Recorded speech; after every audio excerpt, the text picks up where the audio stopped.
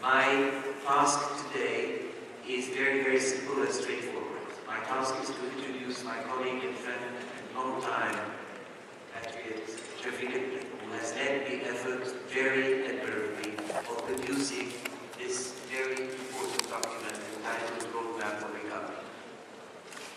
This is a document that is a result of work that started in the late 2008 with the formation of the Tourism Resilience Committee.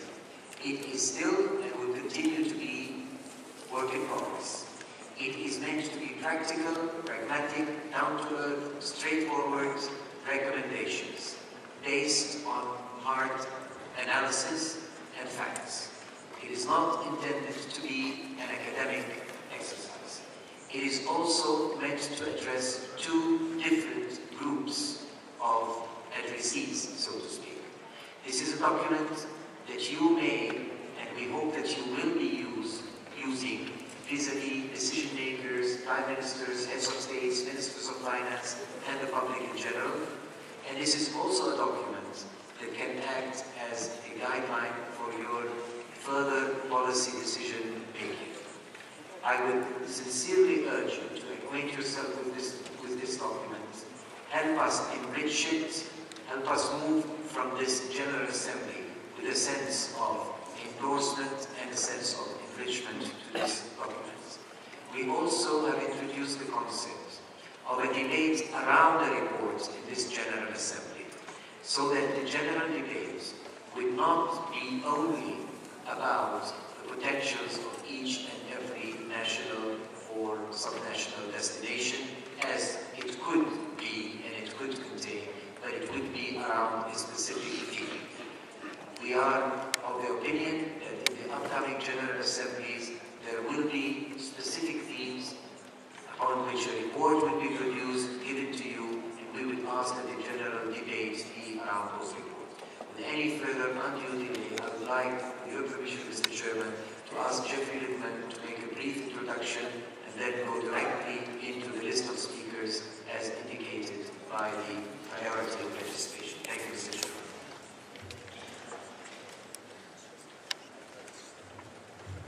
Thank you very much, Secretary General.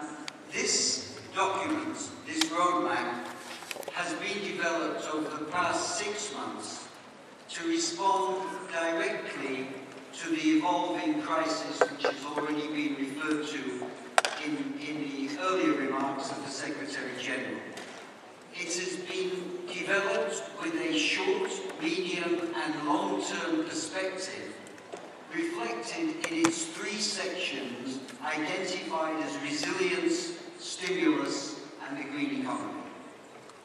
It has been designed, and this is an important point, it has been designed from the beginning with member states' engagements at all stages of its preparation, directly and via the Tourism Resilience Committee, which has been led by His Excellency Zoher Gorama, the Minister of Tourism and Antiquities for Egypt, and its core group, a smaller working party, which has been led by His Excellency Noel Campbell, the Australian Ambassador to Spain. It has also benefited from input from stakeholders in this sector within our affiliates and partner organisations. It seeks to identify the tourism and travel dimensions of the key issues which are being targeted in international, regional and national economic crisis response programs. And it has a parallel strategic dimension on climate change and poverty. In doing so, it also seeks to highlight the scale, scope and interfaces of our sector's socio-economic impacts, particularly the catalytic effect of tourism on so many other sectors. And it tries to do this in 6 brief pages, which have a chance of getting onto the desks of policymakers who are already inundated with so much material. It profiles action areas to be taken by government development at a macro level and at a sectoral level, as well as actions with the industry and other stakeholders.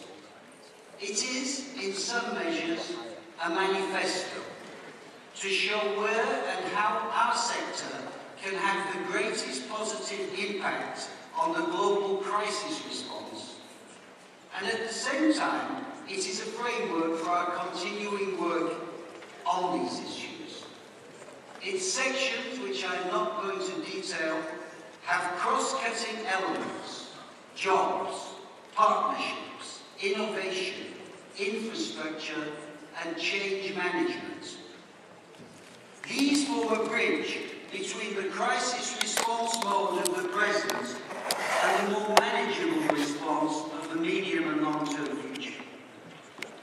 And likewise, the detailed approaches identified have common components such as regulatory reform, facilitation, taxation, sustainability, and market stimulation.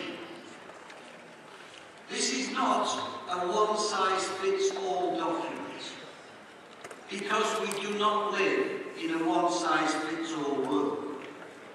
It's designed to be a framework for common exploration and common messaging from our sector to the diverse national, regional, and international initiatives that are leading the economic crisis and transformation response efforts. Finally, the document has been designed as both a guide for the general debates here, not to be discussed and debated word by word, but as the Secretary-General has said, to provide a coherent basis for moving forward with a common purpose and a common message. The message is that our sector can make a significant contribution to the international efforts to sustain and stimulate global recovery and ultimately to move to the green economy. It underscores our capacity to deliver on jobs, on exports, and on development.